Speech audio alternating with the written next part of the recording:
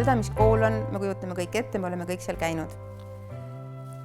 Ja õnneks minu põlvkond on elanud ka ainult rahuajas. Et me ei ole pidanud tundma hirmu iseenda toidulaua pärast, selle pärast, kas me võime tänavale minna, kas me tuleme sealt tagasi samamoodi, nagu me läksime.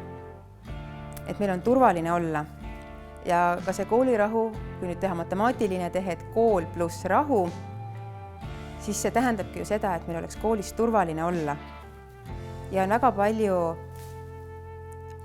sündmusi ja tegevusi, mis sellele hästi palju nagu koolis kaasa aitavad.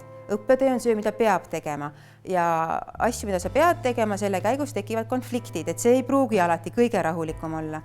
Aga kõik see, mis väljub klassiruumist, huvitegevus, kooli traditsioonid, ma arvan, et nendel asjadel on äärmiselt oluline koht koolirahus, et me oleme koos, et me teeme ühte asja, meil on ühine eesmärk ja sa ei saa ju teha ühte asja, kui sa oled oma sõbra peale pahane või kui sa oled kuri.